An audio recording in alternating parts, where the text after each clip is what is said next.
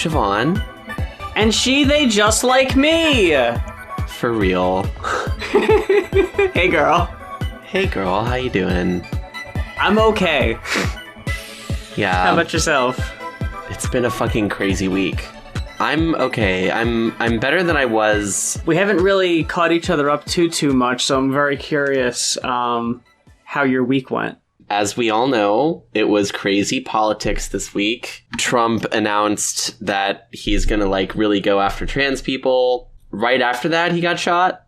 It was hours apart. The whole time, everyone's, freaking out, this is so bad, he's probably gonna win now. Personally, I started to feel a lot better when the poll numbers said that he's not, that far ahead. I'm like, okay, I saw it's that not too. over. But... yeah. Still, I'm I mean, a lot of this week was just me freaking out about that. And as everyone knows, I'm in Texas, which is a red state. So it's just a lot of, how quickly can I get out of here kind of thing. And also, while all this was going on, I was working 10-hour days for 10 days in a row. God damn. How was your week? If I can walk you through my Saturday, because okay, Jesus. So yeah, I saw that video. And for people who didn't see it, pretty much the outline of the video was Trump saying that he would be making gender identity, trans issues a day one priority. Essentially ending any support of gender-affirming care across the board in all 50 states, which, I mean, if we really got into it, which this isn't really the pod for that specifically, there would be, mass outrage, because if you think what all is considered gender-affirming care, that's a lot more than I think people really think about. That's not just estradiol for us. That's menopausal medication. That's a bunch of stuff that's going to affect a lot of cis people too. So, yeah, this isn't really something y'all can turn a blind eye to for too long. Exactly. And that's one kind of thing I've been trying to think of, which is that he's just saying shit, I mean, he said he was going to fucking build a wall, and some of it got built, but Biden built more of a wall than he did. That's which is so fucked, right? So the video came out, and I watched that, and I spiraled for a few hours. Then the fuck shit happened. Everyone on Twitter was having their own takes on it. I had my takes on it. But then when the announcement that the person died at the rally, it really kind of cemented all of it for me, and I really freaked out. And we had already bought tickets for the rave that night. The money was going to go to a charity anyway, a Palestinian charity, so I wasn't really too bent out of shape if we didn't end up going. The money still went to a good cause, but after about an hour, we kind of came to the realization that we needed this distraction, so we ultimately did end up going to the rave, and it was fun. It was very hot, which I guess I should have expected a rave in the middle of July to be. But ultimately, it was a lot of fun. The DJ we wanted to see the most went on first, so we didn't end up staying too long. There were 4 DJs in total, but it was from 11 to 4 in the morning, and we ended up leaving at 2 in the morning.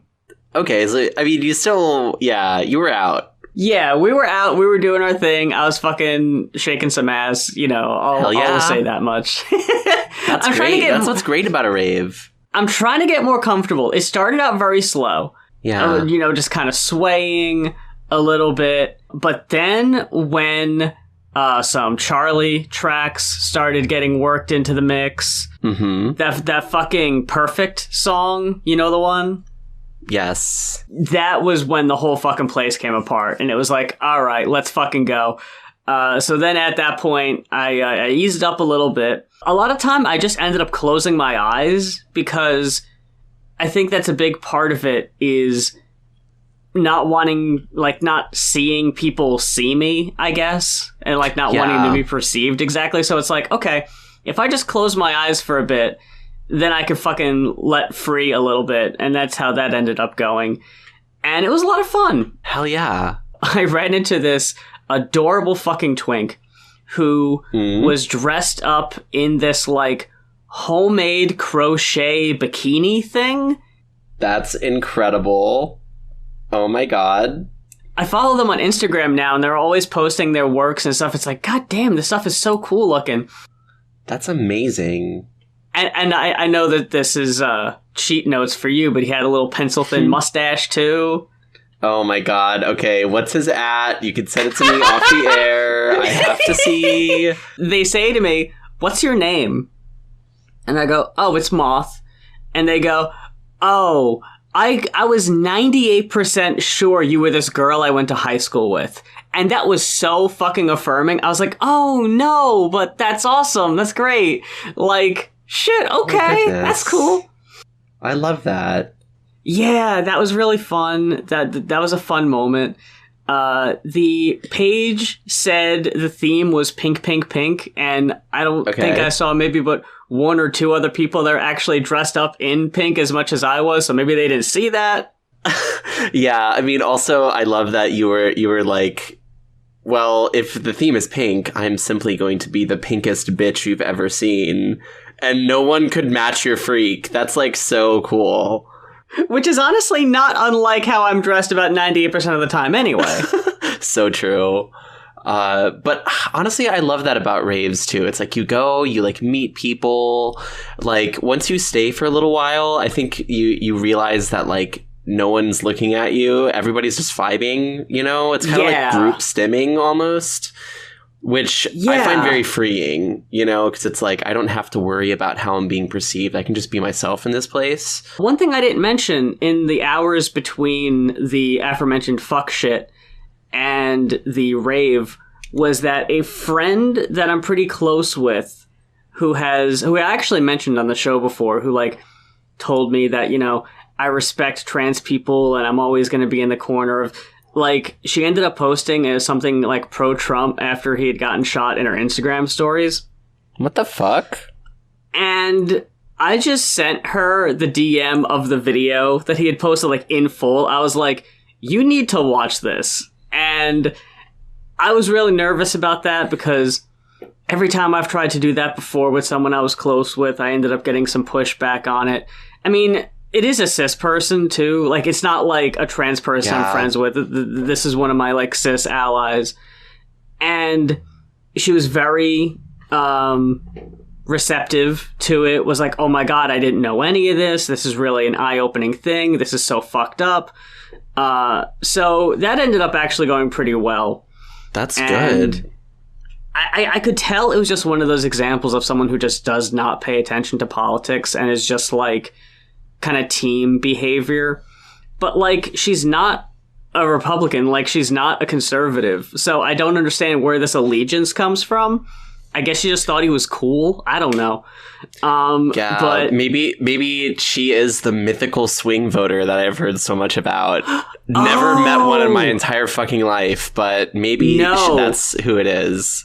Okay, Moth, I'm going to make it your solemn duty to be the loudest and most annoying transsexual in your state about Trump and make everyone hate him. And you're going to save us all, girl. Good luck. You know, it's a big responsibility. And it's all on your shoulders. My tiny, tiny shoulders. I think I can handle it, though. Oh my God. I will do my best. Please do not blame me or hold me responsible if I fail in my endeavor, but I shall do my best, Siobhan. I am holding you responsible, actually, so you better shape up right now. No, of course not. Of course not. We're doing a fucking Grease thing now. Something we could talk about is kind of things that we fell back on as songs or comfort things within the past couple weeks that helped us get through the stressful times.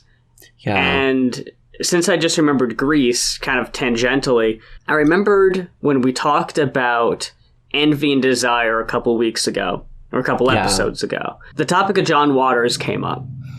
And I regret to inform you, Siobhan, but I may have fibbed a little bit in that episode to try to get some cool points, because at the time of the recording, I had not seen Pink Flamingos in full. Okay.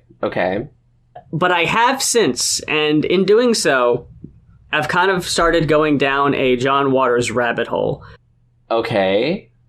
Catch up on films I hadn't seen, because honestly, up until now, I think the only ones I had seen were like, I saw Crybaby, I saw Serial Mom, and I think one or two others.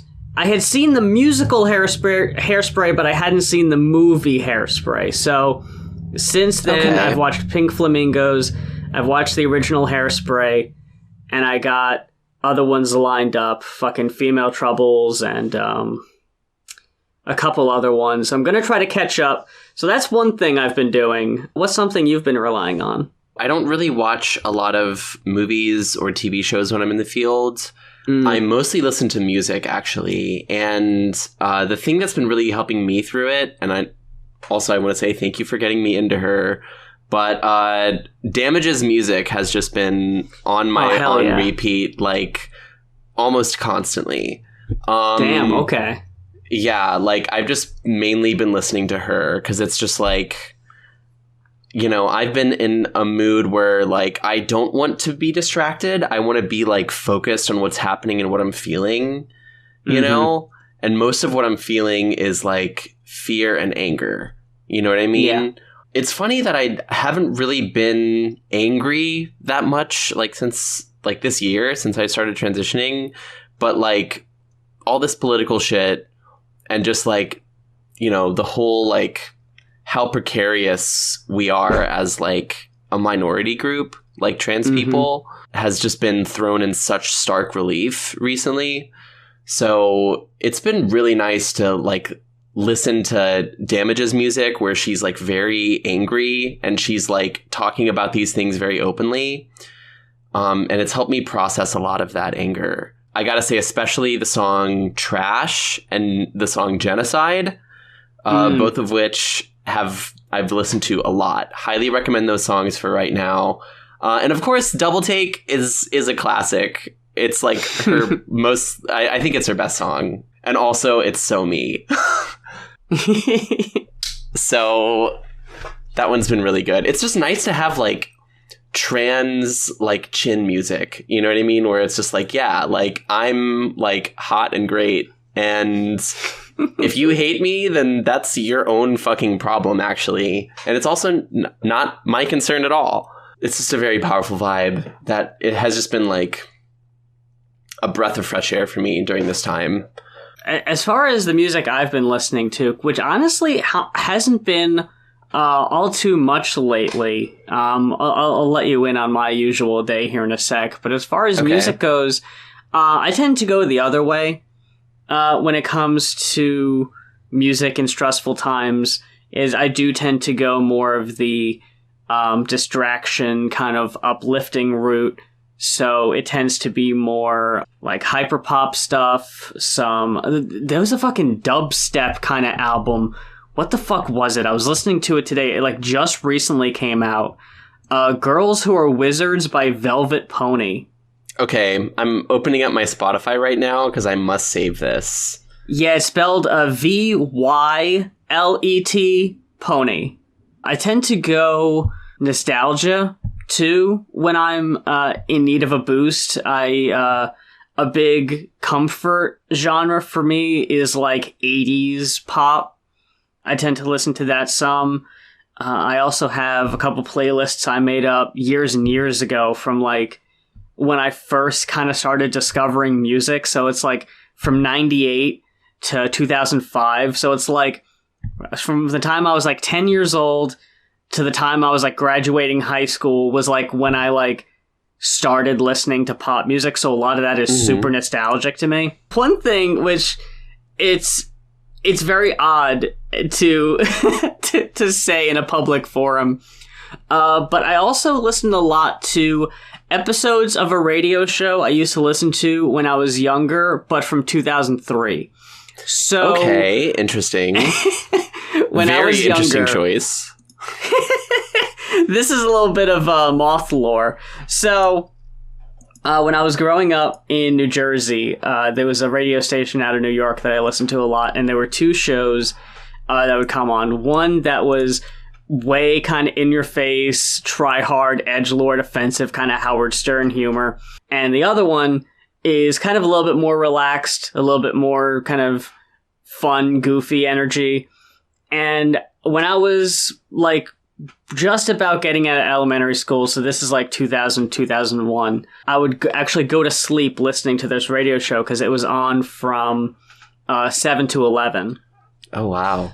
Since I moved to North Carolina in 2001, there's a big gap of like episodes I never heard. And fortunately for me, Internet Archive actually has like a lot of them, which is such a wild thing to preserve in hindsight. Like, yeah. I know a lot of radio shows probably don't have dedicated fandoms that people would upload full episodes of an FM radio show to the internet.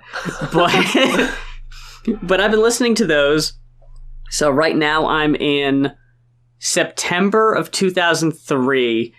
So it's very heavily talking about the Iraq War, talking about going into the election in 2004, who's going to run out, who's going to run against Bush. And oh my God. It's very fun in an informative way because I was way too young to be paying attention to politics in any sort of way at the time. So now, knowing how things turn out, like they're talking about court cases and like very high profile court cases that at the time they just started, but now I know how they turn out. So you kind of follow them in real time. So that's what I do most of the time while I'm at work because the time just flies by listening to 3-4 hour radio shows, you know? Hell yeah. So that's typically what my days are. Oh, there's a stray cat in the street. Oh my God. Describe the cat for our listeners and me. It's like a gray. No, it's like a brown and black kind of like, I don't know the kind of cat. Just kind of looks like a brown and black carpet, kind of. Okay, like a turtle shell sort of color, like one of those. Yeah. It's got a long tail. It looked relatively young, and it just ran under a car. So I think it's okay for now. That's so cute. Also, you are so rabbit-brained. It's insane. Mid-conversation, there's a cat outside. Like, classic moth moment. This isn't the first time that's happened either, I think. No, it's definitely happened before on the pod, which is really fun. Some other stuff that I've been listening to, too, because it hasn't only been Damage for me. I've also had some, like, happier stuff in the mix. It's Katy Brat Perry's Summer, Women's baby. World, right? I'm sorry? Katy Perry's Women's World? No, get the fuck out of here. The only part it's a woman's world and we're lucky to be living in it, Siobhan. That's so true. It's the album of the summer. No, the only part of Katy Perry's Woman's World that I support is that GIF, that clip that's been going around of her pissing in a urinal. I'm just like, go off, queen. You know? Like, I'm so confused by that point because I don't think there's any trans women in the video, at least pre-op. And so it's like, what's going on? Who's pissing at this urinal? How are y'all? Okay. Yeah, like that's like straight up cultural appropriation. Like, get out of here. You know, you're right. And you're brave enough to say it, so thank you. Exactly. No, but it's Brat Summer, baby. I've been listening to the Charlie XCX record. Oh, yeah. Pretty much nonstop. As my like light and fun like get up and go record. When I've been looking for something that's a little less electronic, I've also been listening to Transgender Dysphoria Blues, which I'll say, and this is a little piece of Siobhan lore. Ooh. I have never really listened to that record until now. So this is like my first big experience with it. Yeah. Because when it came out, and when I became aware of it, that was the beginning of my repressor phase, babe. So you bet your ass I was not listening to that record. Yeah. I even listened to like Laura Jane Grace's solo stuff. Like when I was still an egg. Yeah. Like, but just not that record. I just couldn't bring myself to listen to it because I was scared. But now I love it. It's so good. I have a very similar relationship to the album. I remember the whole news around Laura Jane Grace's coming out. I went and I listened to all the previous Against Me albums. I really liked New Wave. I liked Reinventing Axl Rose a lot. Yeah. I listened to those plenty. But there was the big yellow tape around the door of Transgender Dysphoria Blues, the do not listen kind of like, okay, I'm going to skip over that one. There's something about that one that I don't know why it's intimidating, but it's intimidating. And eventually I managed to listen to the title track, and it was very empowering to me because at the time I just thought I was a faggot, you know? Yeah. Very in the closet, still. At least publicly, like Neb knew, my best friend knew. It was a very, very small handful of people knew. I wasn't out online yet. And that album, like, someone angrily yelling the word faggot was very empowering for me. But outside that, I did not pay close enough attention to the lyrics. Something about it just didn't allow me to do that. And I didn't listen to the rest of the album. I just didn't do that until probably around the same time you had started transitioning. Was about the time I listened to the album for the first time in full. Damn.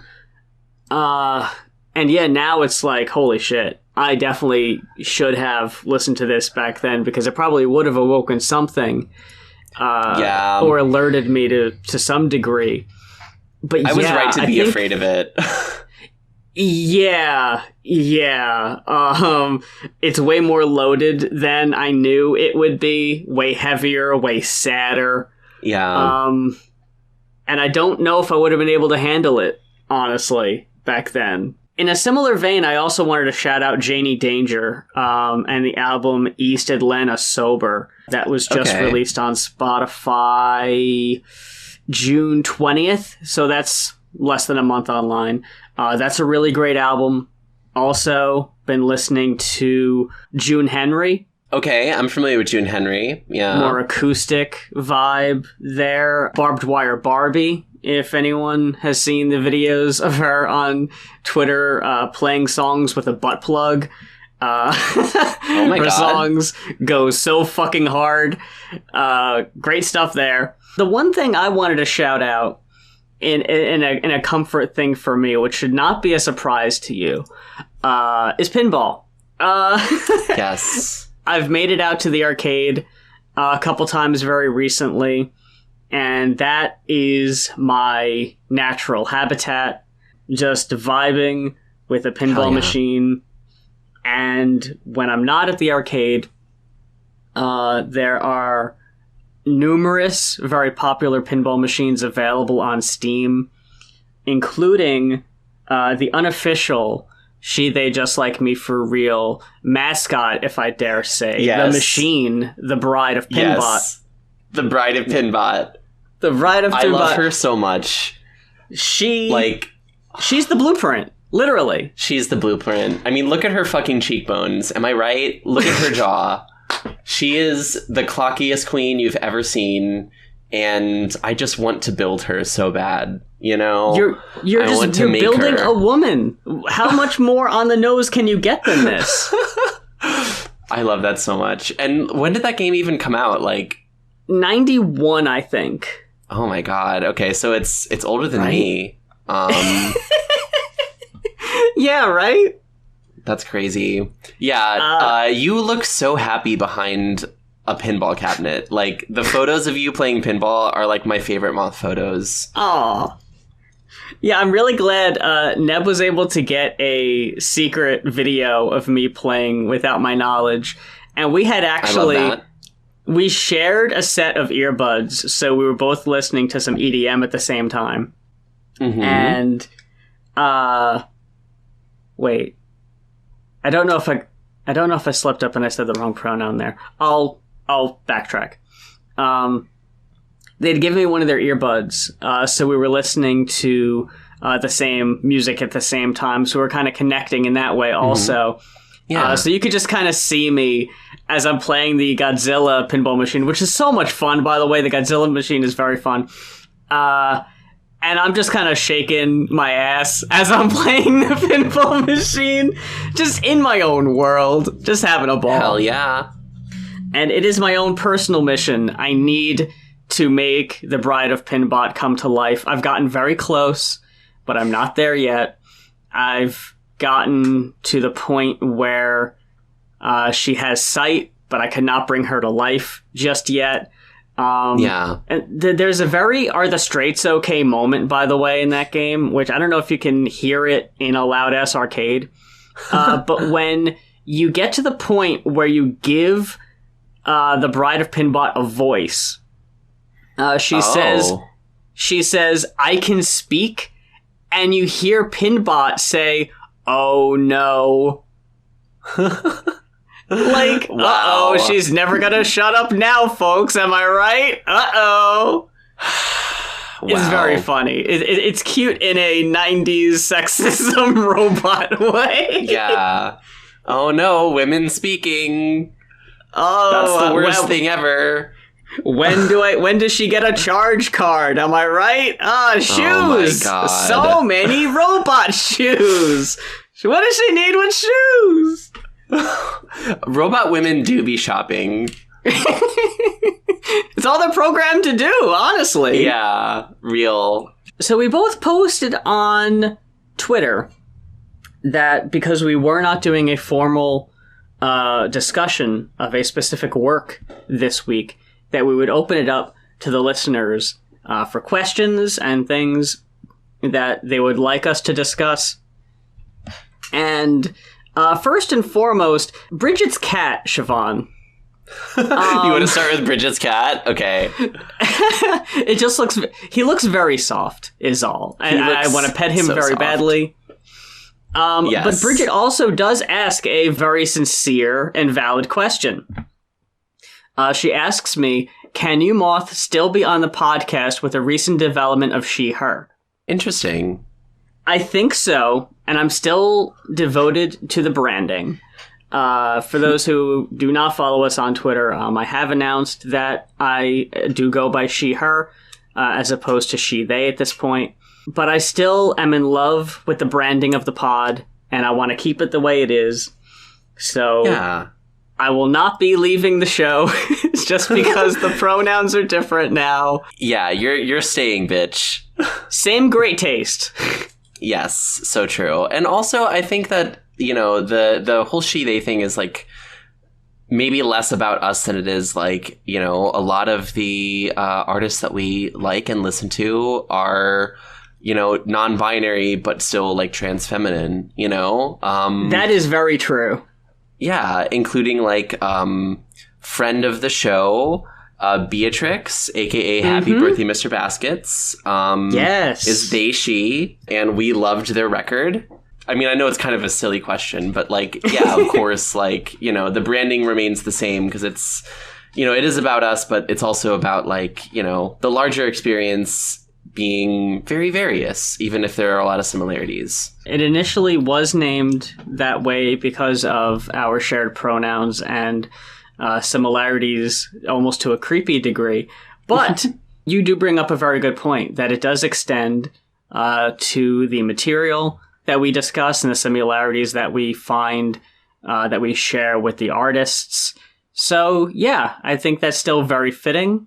This is an interesting question. Marissa asks, so what is each of your own personal musical guilty pleasures that you feel weird about? As for me, it's the fact that I'm a big BTO fan. First of all, Marissa, there's nothing embarrassing about liking Bachman Turner Overdrive. That's perfectly fine. You can be taking care of business, and I'm not going to judge you at all. Yeah. This is an interesting question because in the past couple years, I've kind of come to the realization that I just don't believe in guilty pleasures. Like, there's nothing to feel bad about, you know? Just like what you like, you know? I guess back in the day, honestly, before I'd come out, a lot of it that I would consider to be guilty pleasures was like girly pop music. But now that's like, that's like my bread and butter some days. So, you know, I don't really know what I would even consider something I'd be embarrassed for people to know I listen to. I have a couple examples. Okay. Please go right ahead. The floor is yours. Yeah, like, I totally understand and support what you're saying. Like, like, there are no guilty pleasures. Like, you know, you just like what you like, and that's okay. Kill the part of you that cringes. Kill the part of you. Yes, absolutely. Kill the part of you that cringes. My guilty pleasures are, I really like butt rock. Like, it's fun, okay? So, like, yeah. You were just saying, like, oh, kill the part of you that cringes. Yeah, how about that? Okay, like, there was like a there's a cis woman that I work with, and like we're like really good like work friends, and we were like mobilizing a lot together this week. So we were like driving the truck to and from the field quite a bit, and she would always have like at least one like Creed song that would come on. Or Theory of a Dead Man, you know, like Seether, like, and you know what? It was great to sing along to those songs with her. It was so much fun. Okay, so put it to the test, Moth. Are there guilty pleasures? You know what's another guilty pleasure of mine? Really whiny emo music, okay? Like, especially the shit that's, like, really, like, male manipulator shit, you know what I mean? Oh, yeah. Like, fucking Hawthorne Heights, when they're, like, you know, cut my wrists and black my eyes. I'm like, yeah. Come on, Siobhan, exactly. Look, I did not grow up being super big into the emo stuff, but back in the day, I did find that stuff to be very cringe. Yes. I will say, though, that was, in fact, Neb's bread and butter in the mid-2000s. Hell yeah. So they brought that to the relationship. That was when I started to appreciate My Chemical Romance, Hawthorne Heights, The Used, fucking Silverstein. I could go on, Siobhan. Okay, Silverstein goes fucking hard. I like Silverstein a lot. Abso-fucking-lutely. Look, I really, really like mid-2000s emo, fucking Motion City soundtrack. There's plenty. Yeah. It's all good stuff. I will say, though, and I'm not arguing with you, I'm not debating you, but look, that kind of hard rock stuff, that is honestly one genre I can't get down with at all. Like, I can't. Mean, look, it's bad. But it kind of rocks a little bit, you know? I get you. Yeah, especially, okay, imagine this. It's 6 o'clock in the morning. Mm-hmm. You have had one cup of very bad hotel coffee, and you're just waiting until you can get to the gas station so you can buy your little 200 milligram can of caffeine, right? Gotcha. Mm-hmm. And then Bad Girlfriend by Theory of a Dead Man comes on. Are you telling me that doesn't kind of amp you up a little bit? Like, when that fucking guitar lick hits. Yeah, that guitar lick, it fucks. Yeah, that riff is pretty iconic, I will admit. Yeah. Yeah. One song that I hated when I was younger, and it's still, I can't listen to it at all. Fucking Headstrong by Trapped. I like it. Where do you stand on... You're like, I like it. It's good. It's good. No judgment at all. No judgment at all. Because, look, it might not be as widely known or, you know, public or, you know, mainstream, so to speak, but there is so much, and I will just say straight up, like, unlistenable noise that I listen to that I don't think you'd be able to get down with either. And that's not doubting your abilities. That's doubting the music. Because I think most people would probably struggle to even call it music because it is just obnoxious and loud and grating and not really musical in any sort of way. It's just like, this is weird. I dig this. So yeah, I'm pretty sure we have equal footing in that. I don't want to out myself here because it does kind of sound creepy. But there was a playlist when I was talking to you on Discord, and songs were coming on, and I was asking like if there was a specific playlist you were listening to, because Discord will let you know like if you have that enabled, like so and so was listening to this, and I asked you, and you're like, oh yeah, this is a playlist I helped like contribute to. I ended up listening to that for a couple days, and there was definitely some what I would consider guitar butt rock on there. Oh yeah. That wasn't exactly my vibe, but I respect it. And this is some of the newer kind of stuff, not the mid-2000s like we were talking about, fucking Nickelback, Theory of a Dead Man type stuff here, fucking Buck Cherry. Although I will say that one, the I love that cocaine, I do like that one. that one rocks. It does. I can't argue with that one. Yeah, exactly. Vindicated. We're not talking about Dashboard. We were talking about emo before. This is different.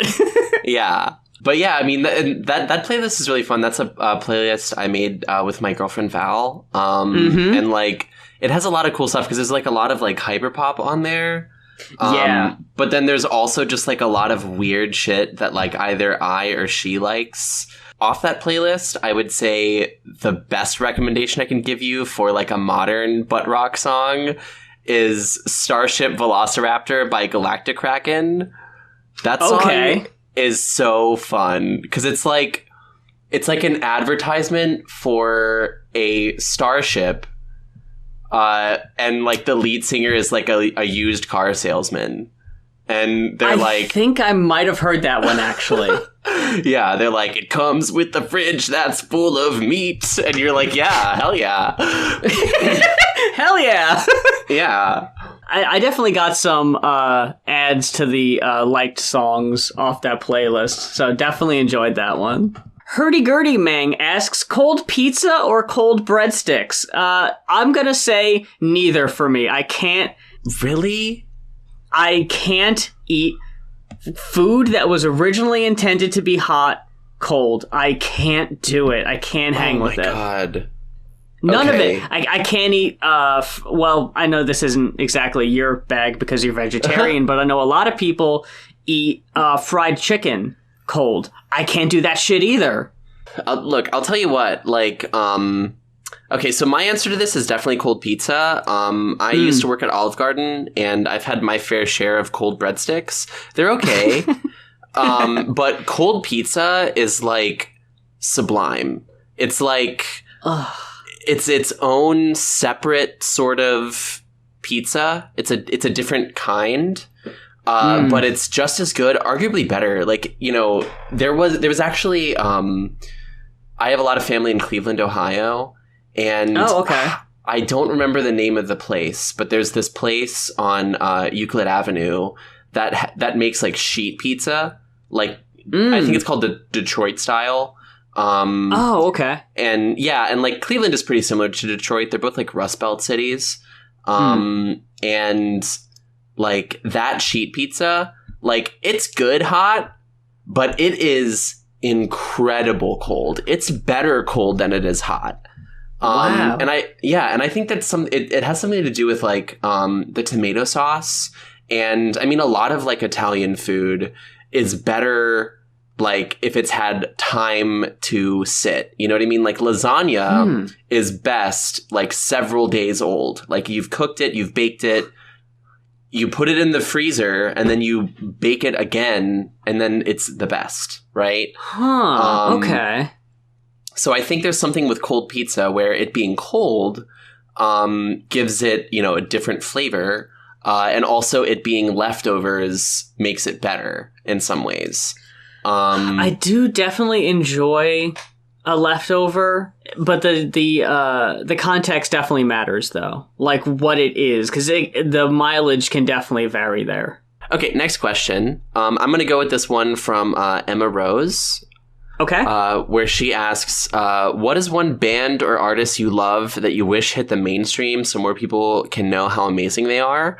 I would have to say that, we've talked about it before, but of course, like, friend of the show, Beatrix, aka Happy Birthday, Mr. Baskets. She's really making some bangers. Beyond that, I think we have recommended some other stuff that we're listening to, some of which is not as popular as it should be. We didn't mention it yet, but from the first episode of the pod, Underscores just recently released a bonus EP of 5 songs to go with Wall Socket that are so good. If y'all ended up listening to the album when we talked about it on the show, please, please, please, if you haven't already, listen to the bonus cuts. The Corporate Shuffle is especially good.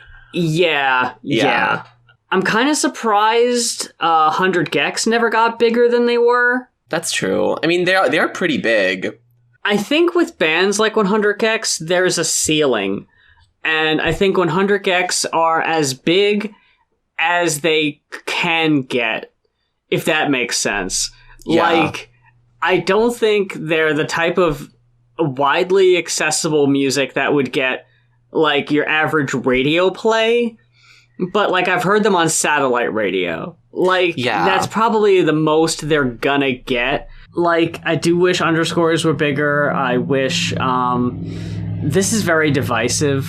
And there's a reason we haven't really brought her up on the show too much. So, folks, please don't crucify me too much when I speak her name, fucking Voldemort here. But I do wish Kim Petras would have got more songs on the radio. Yeah, I wish she didn't work with Dr. Luke, but that's the thing. Yeah, I know a lot of people work with Dr. Luke, and the thing, like Katy Perry, for example. Katy Perry, for example, yes. But also, like Doja Cat, a lot of Doja Cat's big singles were produced by Dr. Luke. And what kind of rubbed me the wrong way is that I don't think a lot of people get the same amount of scrutiny that Kim Petras gets. And I don't know where that comes from, but I think it is justifiable. I think it is right that it should be pointed out. She should absolutely stop working with that fucking guy by now. But I think it should be across the board. If you're going to stay on Kim Petras' case consistently about her music, I think everybody should get the same treatment. But there's definitely some singles that were so tailor-made to the radio. And like, I thought that when the feature on Sam Smith's Unholy was like the number 1 song in the country, it was getting a lot of radio play. I thought that was going to be the open the door moment. But it just never happened. But there's other artists like that. Like, honestly, like we just talked about her earlier, I don't understand why Charlie isn't getting more radio play with how fucking big she is at this point. Yeah, like it's literally Brat Summer, and where is the Charlie XCX music on the radio? You know what I mean? Catch the fuck up! What are y'all doing? You're sleeping! It's almost over! Brat Summer is almost over, and y'all completely slept through it. You hibernated. What's going on? Look, radio itself is such a dead fucking medium. I'm so confused by it. I don't understand what the criteria for getting a song on FM radio is anymore. Maybe she's on a smaller label that don't work with stations. I don't know what you need to do anymore, but it just doesn't make sense. It doesn't make sense where you have the same handful of people dominating the airwaves that have been on for years and it doesn't change.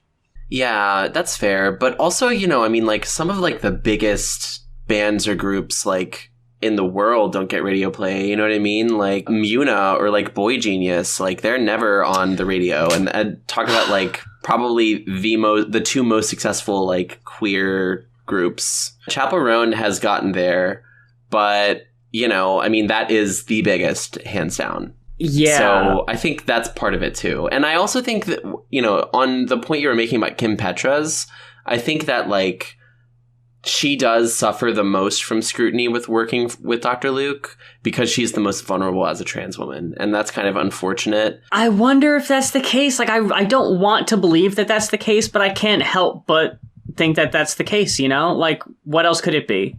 Yeah. And also maybe it's just that, like, you know, she just doesn't have the juice as much as, like, maybe some other artists do. And, like, me personally, like, just, like, aesthetically, taste-wise, I could kind of see that. I mean, like, I like a lot of, you know, the songs on Slut Pop. But also, like, her like, feature on Unholy was, like, the most uninteresting part of that song for me. You know what I mean? Damn. So I think it could also be just part of, like, you know, maybe she's just like a mid-tier pop star and that's fine. You know what I mean? I definitely think it comes down to our own personal experiences because, like, I can admit, and I'll agree, she definitely can be in the mid category from time to time. I think what's hard for me, and because I'm where my bias comes from, I'll just say that I'm definitely biased. When it comes to Kim. Kim's music was what really let me explore my femininity in the first place. Yeah. So I think it will always kind of hold a nostalgic place in my heart for that reason. Like, her music was very cunty. It was very, very femme. And she was also the first, like, trans artist that I really got super invested in and saw in concert, too. Like, that doesn't help. Like, that was the first time I was ever, like, in a queer environment, was at a Kim Petras show. That's really powerful. Yeah. It was. And, like, it was the first time I wore makeup in public. This was in 2019, like a year before I even thought I was non-binary. Like, hell yeah, it was a big thing. When it comes to Chapel, who I'm very surprised hasn't come up on the show before now. This is the first time we mentioned her? Oh my god. I think it is. That's insane. She's been, like, on my, like, on repeat all year, like, from, like, the beginning of 2024 to now. That's crazy. We've never mentioned her. Okay. Yeah, now with Good Luck Babe already slipping on the Billboard charts. I just pulled it up. She was number 10, I think, a week or two ago. Now she's already down to 13. Like, I don't know what it's going to take, honestly. Like, Hot to Go is one of the biggest, at least on my... See, this is what's tricky about TikTok, is that your algorithm can trick you into thinking a song is way bigger than it really is. Yeah. So just because Hot to Go is all over my TikTok algorithm, maybe that's not an indication of everybody's. Maybe that's just my in particular timeline. But that song is huge. Hot to Go is huge. Pink Pony Club is also on the Billboard chart, but it's number 59. Red Wine Supernova is 55. Like, they're all slipping, but it's like the album is so fucking huge and undeniable. And it just seems like it just wasn't enough. And I don't know what it's going to take if Chapel comes out with another full length to go along with Good Luck Babe. Maybe at that point. But I don't know. Maybe they're just not ready for an artist that unapologetically queer, you know? Like, yeah, I think that's really the thing, unfortunately. But because I mean, I can't think of a better artist right now than Chapel Roan. You know what I mean? In terms of, like, has the zeitgeist, has the songs, like, has the talent and stage presence. I mean, she's huge, undeniably. But, like, yeah, I feel like, you know, she should have several number one hits at this point, like, from my perspective. She should be where Sabrina Carpenter is. Yeah, I agree with that. What I actually envisioned when I saw Good Luck Babe in the top 10, I envisioned that because even at that point, trans femme lesbians that I was mutuals with and that I follow were just discovering her at that point. Yeah. Meanwhile, we've known about her since, like, last year, early this year. So at that point, it was like, wow, okay, things are really about to blow up. I kind of saw, which again is funny because I think the the article or the Time, I think, magazine issue is 20 years old or 25 years old today at the time of recording. The issue about bisexuals and like people are so confused about bisexuality. What is this? That I kind of saw straight women, quote unquote straight women, listening to Chappell Roan songs and maybe cracking a different sort of egg. Yeah. In that way. Discovering things. Wow, my guy does kind of suck. Wow, this mythical redhead is hot as fuck. What's going on? What's going on with my brain? I thought I had everything figured out, but now I'm starting to question things. I saw a whole second wave bisexual revolution coming out of Chappell Roan's rise to fame. But who knows? Maybe there's still time. I don't know. Yeah, and you know, maybe like we're seeing all these things that are like going off, and it's just not being well reflected on the charts. You know, could be that simple. Kasai has a really interesting question. She asks, what are your favorite distractions from discourse? All this online stuff is completely emotionally exhausting to me, and I admire your strength in looking at the silver lining and staying active/positive. You have to have some good distractions, I'm sure, to get away from all of this. I think so, yeah. You know, I think my job is really helpful because often I'm like literally like in the middle of nowhere, no service, doing something very physical.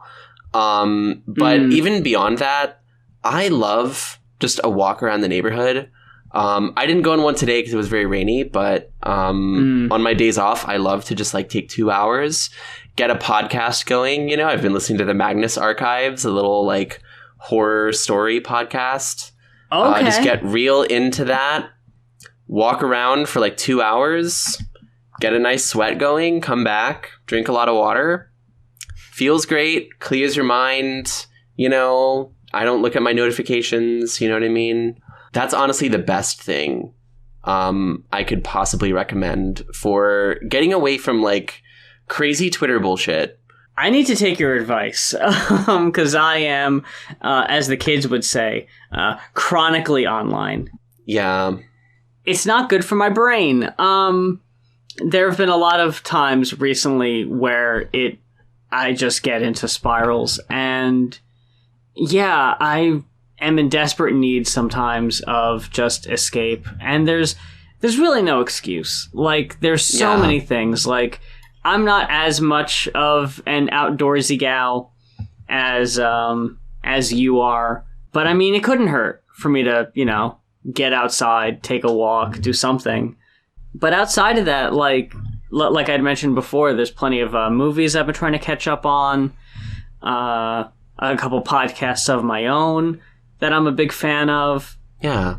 Wrestling-related podcasts and stuff of that nature that might not appeal to as many of the listeners, but, you know, it's there. But like a special interest, you know what I mean? Like, you just indulge in your special interest, and you very intentionally, like, step away from things, and that's helpful. It's really good for you. Fraxium put it best when they said, get your ass off Twitter because it gives you fucking mental illness. Yeah. You know, I need to take that to heart. That needs to be my main takeaway. Yeah, no, it's so true. I mean, it is unfortunate because that's one reason why I'm so chronically online too a lot of the time, is because, I mean, like when I'm in the middle of nowhere, Texas, and I'm in my hotel room, it's a lifeline for me to be like, yeah, other trans people in the world, like feeling similar things to me and living their life. And like, I can see pictures of them and I'm like, okay, I'm not alone, you know, because I sure feel alone a lot. I feel often that like the people I interact with day to day, I'm probably the first trans person they've ever seen. Probably the first trans woman, certainly. But I mean, like gas station attendants and stuff, they have no fucking clue what's going on with me. They all have a hard time. And I have to interact with them every fucking day to get my little can of Go Juice, you know? And that's very isolating. So like the community aspect of Twitter is like important, but you also do have to turn it off, and you have to like do other things and not get the mental illness from it, you know? I'm trying my best to build community locally, trying to be more involved with trans people I'm meeting around here. Did actually just meet up with a friend of mine at her work a couple weeks ago. Hung out there, and we hadn't actually got to hang out before that, so that was really fun. We actually got to hang out again since then too. Met another girl at a show recently, and actually like went out of my comfort zone to be very vocal and very chatty, and like got her like Instagram stuff, and we're talking on there. Just trying my best, because it feels like we're few and far between out here. I know my cis coworkers that I've talked to, they've admitted to me that, like, yeah, like, I'm the first and only trans person they've ever met in their life. And, like, yeah, it's rough because it puts an unfair responsibility on you, because you want to be... Because now you suddenly feel like you're the representation of the whole community, Yeah. And it's like, I know you don't follow trans people on social media. Like, I'm all you know about the trans community. Yeah. And that's incredibly rough. So I get the pressure to try to, quote, do everything right, even though there is no right way to go about things, just because I'm so nervous. Like, there's a lot to worry about, like, at least stuff I worry about. Maybe not everyone does, but for me it's tough. Yeah, it's really hard to shoulder that burden of, like, representing so many people, and it's like we're all so different, you know what I mean? And like, I'm sure the HSTS dolls of the world hate that I'm the only trans woman these people have ever, like, met or interacted with. But it's like, sorry, that's literally all they got, and I'm doing my best. I'm sorry, but yeah, like I think they are honored to know you, Siobhan. Well, thank you. I would say the same about you, Moth. And Thank I try, you. I think, like, especially with, like, my cis coworkers, I'm always, like, happy to help, kind, like, full of energy, overjoyed, like, optimistic, and I try to, give us a good name. I actually think about, like, there was a tweet from, like, months ago. I think Casey Pritchard, like, quote tweeted it, but it was, like, somebody, like, who was commenting on a Republican making an anti-trans statement. And it was clearly like an old woman because of the way they were typing. But the old woman was basically just like, you're undermining trans people. And I met a very nice trans woman on a plane. She got me a blanket and a pillow. And she's so kind and good. And like, how could you go after her like that? You know what I mean? Yeah. And Casey Pritchard quote tweeted that and said, like, this is legitimately one of our best strategies, like, because we're such a small minority, like, we have to get people on our side. And if you're just like a kind and happy person and you try to like help other people and bring joy, then, you're helping, that's how I try to think about it. But that's also like so exhausting too. I wish I didn't have to do that.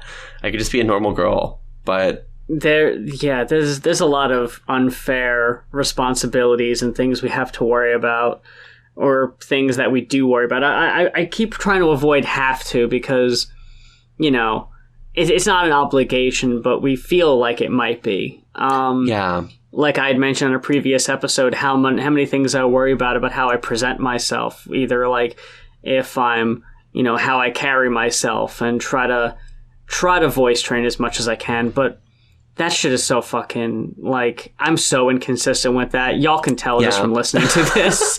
Me too. It's very hard. I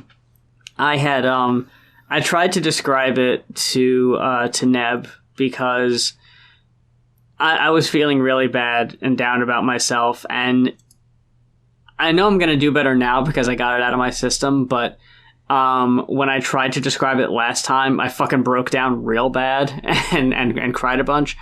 But to me, it feels like if instead of sounding feminine, you're trying to be an amazing tap dancer, right?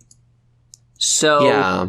You can practice tap dancing in private by yourself all the time, but sometimes what could help is if you do it like all the time, right?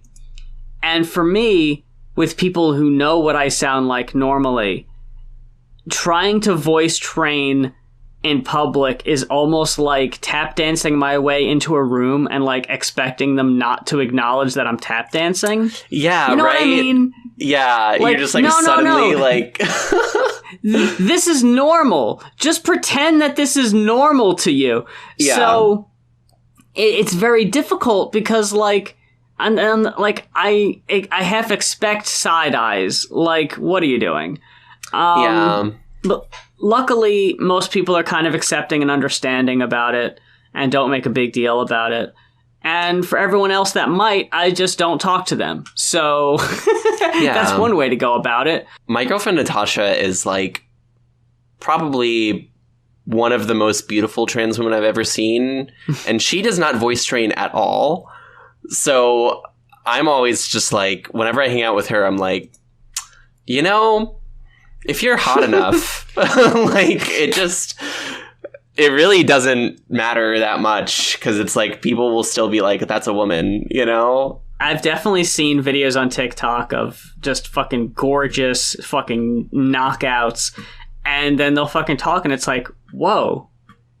Okay. Yeah. Like, Yeah. that's affirming in a way. And aren't they hot? Isn't it hot when those people are around? When those women are around? Yeah. They're beautiful. I love them. Yeah. You know, I'm obviously biased, but Yeah, you know, that is true. But still, you know. okay. So Emma Rose had another question that I really liked. What is one song or album that helped you come out? I actually have a very specific answer for this question. This is a song. It's by a band called Feel Good. I believe they're from like Omaha, Nebraska. I could be wrong about that. The song is called Fly Away Bluebird, off of their 2023 record called Bluebird. Everyone should listen to it. It was a song that was very helpful for me coming out, because I listened to it and it would just make me cry. Like, and it really helped me like fully crack the egg and get out. But let me read you some of the lyrics of this, right? Fly away bluebird, could it be I do deserve a taste of freedom even sweeter than rumors I had heard? Fly away bluebird, could it be what really hurt is the cage that kept you like a burden? Now it's broken. Fly away. And it's like, that's how it felt for me to like sort of crack my egg all the way, was that it was a cage that, you know, broke open, and I just had to have the strength to fly away, you know, out of it and embrace myself, you know? And then the bridge, fly away, you know your cage is broken now. If you stay, you'll never get to figure out how the wind in your wings feel. Ooh. Yeah. Pinch yourself so you know that it's real. Fly away, you know your cage is broken now. If you stay, you won't get this view from the clouds. And what could be if you got the guts to leave it all behind and leave them in the dust? And that was just very powerful for me too, especially having repressed for so long. Yeah, just to sort of like, you know, I mean, because like, honestly, like my egg cracked in a pretty significant way about a full year before I actually started taking HRT, what I consider to be like my full coming out. And I think that was just like the cage fully breaking and me being like, well, do I leave now or stay, you know? So yeah, highly recommend going to listen to that song in particular. It's very beautiful. And also, you know, Feel Good as a band, like, they're pretty solid otherwise. Like, this whole record is full of bangers. They have a real, like, late 2000s pop punk sound, which is, like, when I was, like, in middle and high school. So it's, like, kind of a nostalgic sound for me. And they're also, like, a local band, like, the best local band who is, like, undiscovered in your town. Like, that's the vibe that Feel Good gives to me. And it was just something that, like, Spotify, like, threw at me one day on my, like, Discover Weekly or something. I love when it's something that random and obscure that really does feel like meant to be, you know? Right? Yeah, like, sometimes the algorithm actually does cook. And sometimes it's really right? good, actually. Yeah. Well, mine is kind of a two-parter. The first song would be Cut to the Feeling by Carly Rae Jepsen. Excellent. Came out in, I want to say, 2016. This was the one that helped me come out as queer in the first place. I've been denying how I feel. You've been denying what you want. That line really, you know, stood out to me. Oh my God, yeah. Of just like, yeah, I mean, and it's super fucking upbeat and femmy and like was not what I was typically listening to at the time. And that was a really big doorway for me into that kind of poppier stuff that would eventually become a lot of what I listened to. And when I got to see her live and at the fucking drop of the final chorus, the fucking confetti cannons, holy shit, spiritual moment. Oh my God. Anyway, that does that sound was incredible. Fucking chills. I got that on video too of just like, woo, fucking love that shit. It was great. That's incredible. Okay, so that's part one. And I hate to bring her up again, but Kim. Okay. Kimmy P. She had a song called The Future Starts Now. It was a standalone single that came out in, I want to say, 2021. Okay. Yeah, August of 21. The chorus just goes, ain't nobody gonna stop me. Don't you let the music stop now. You're more than just anybody. Don't give up. The future starts now. And then later in the song, lose control, take control, anything you want tonight. On a roll, good to go. Let the moment blow your mind. Take your time, baby, it don't matter. Let it ride. Take it to the afters. Let your heart decide. Let it change your life tonight. Yeah, you're almost there. You can almost touch the light. If you're lost and you find that you need somebody, in the dark, baby, don't you know the future starts now. This, when I was at work and I would listen to there was a station called Pride Radio. It was like a HD like secondary station. This song would play a lot, and I loved it anyway. But that station was eventually the station I heard the commercial for Folks on, and was talking about get your first month of hormones for half off. And I think I might have told the story that like I immediately signed up for it like that day. But that song spoke to me so much and kind of became the theme song to my transition. Because, yeah, I started like almost only a couple months after hearing that was starting the HRT. Hell yeah. So, yeah, that song kind of, you know, holds a special spot in my heart, too. That's very powerful. Yeah. I also just added it to my liked songs, so... Nice. Yeah. Sometimes upbeat, bubblegum, you know, sugary, pop, whatever, it can fucking, you know, it can have an effect on you too. Absolutely. Some of it's really good. And just before we move on from this, I also wanted to shout out real quick, because I would be remiss if I didn't hear. Kayla Isaac is actually a close personal friend who Neb and I met on TikTok, and she released an EP called Live from the Bedroom. There's a song called Fly, Fly, Fly, and Asimov. It kind of spoke to me and choked me up a little bit. But they're all very beautiful. They're all about dealing with different aspects of being trans. When we talked about she, her, hers, I actually was very reminded of this EP when I was listening to their stuff. So it's very kind of, it's more like the folk kind of acoustic she, her, her stuff. but I think it's definitely worth checking out. Yeah, absolutely. Again, just added it to my liked songs, so I'm definitely getting on the Kayla Isaac train. That sounds great.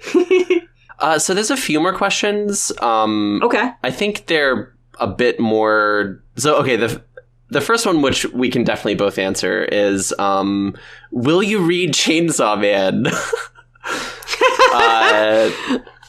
I don't read manga. I'm sorry. I'm a poser. Yeah. Yeah. So I'm not a manga girly. I'm not really much of an anime girly either. Yeah. I mean, I watched like the first episode of Chainsaw Man and I was like, this is pretty cool. And then I didn't watch the second episode. So I'm sorry, I'm not cool. You gave it a shot though. The old college try there. Yeah. That said, I am going to an anime convention at like the end of August with my two girlfriends. So that's going to be pretty fun. Oh shit. Hell yeah. Yeah. So I'm looking forward to that. Okay, and then the last two questions are both like very much for me in that they're about archaeology. The first one's kind of a joke, and this is from Blem Motor or Paz Video Games. Or Paz Video Games. The question is, what do you think is the ratio between hole diggers and hole fillers?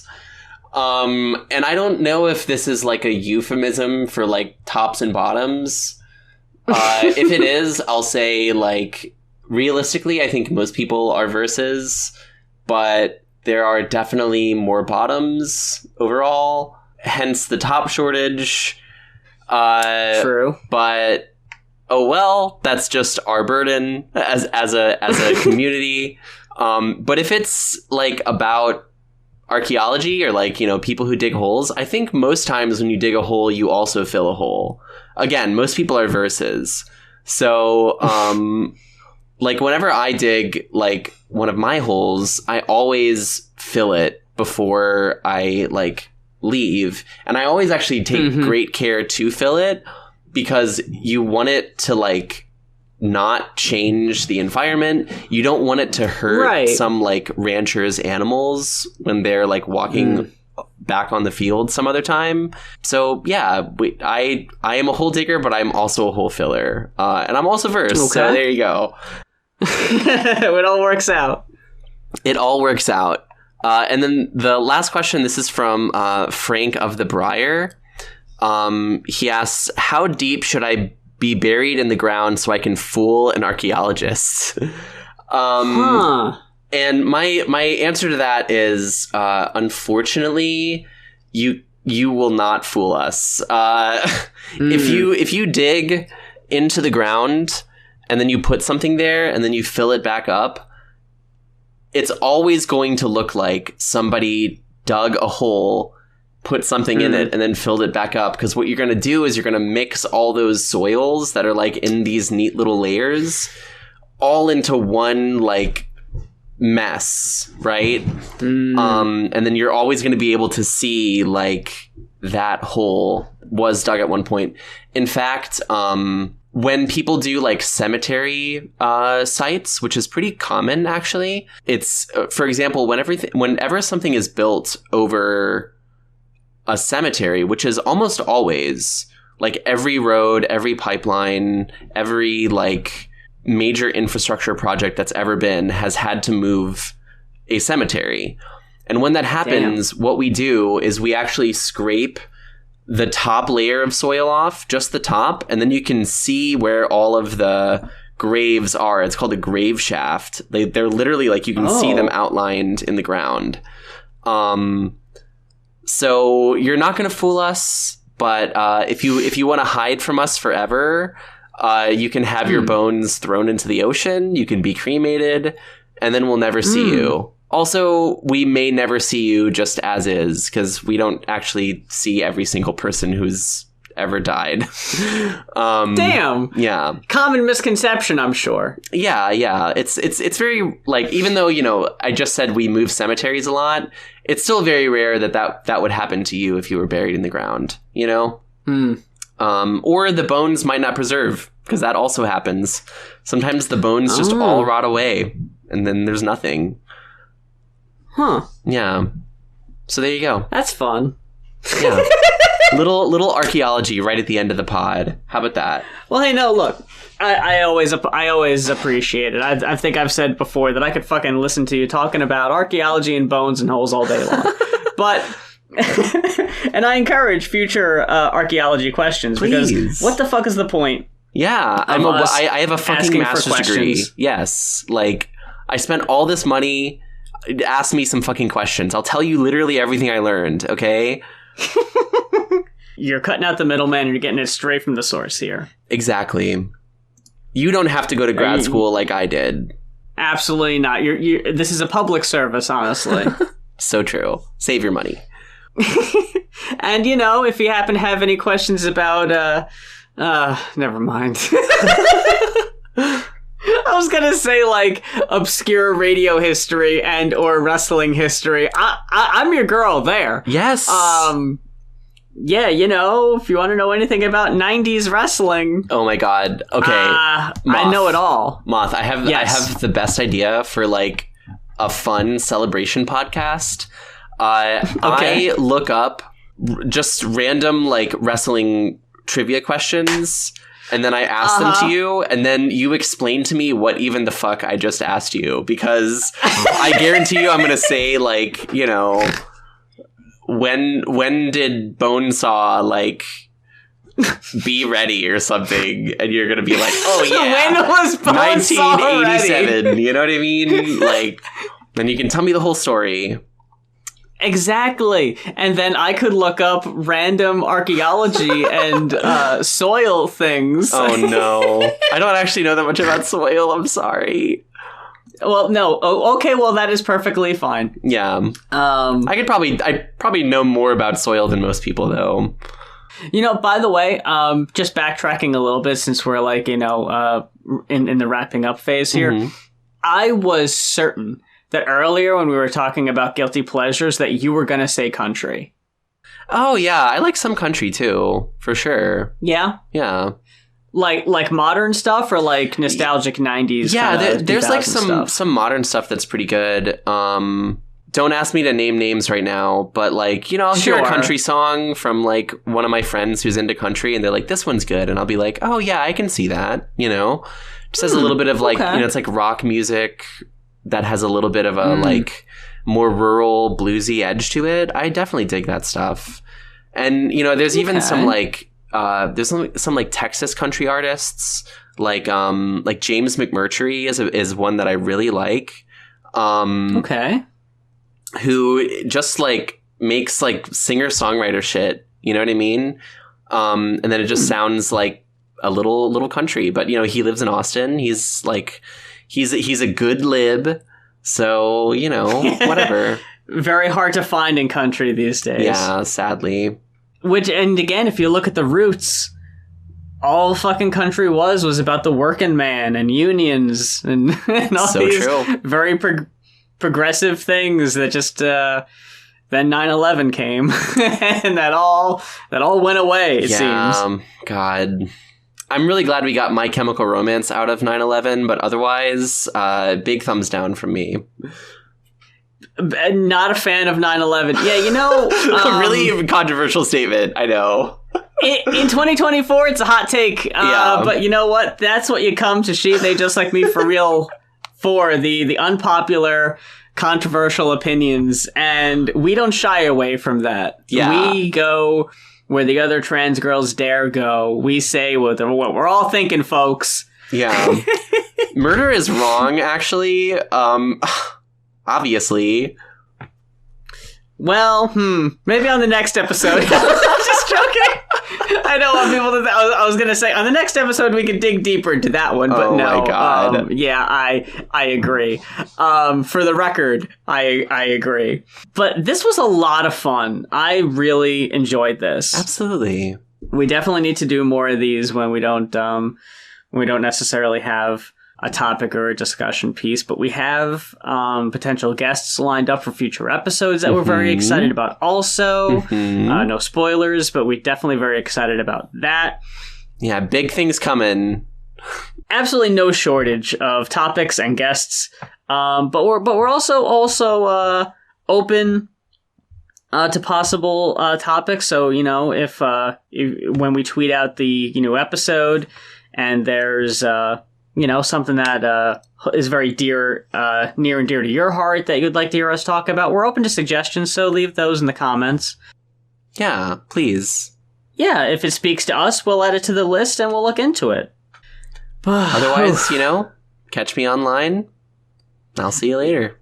We're always there, day or night. Yeah. I'm trying to make that a little less, but... As we just said, yeah.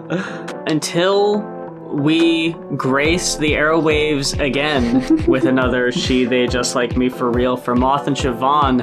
Yeah. Stay strong, bitches. Stay strong, bitches. The theme song for She, They, Just Like Me for Real is performed by Stella Dolce. You can follow Stella on TikTok and Instagram and hear her music across all major streaming platforms.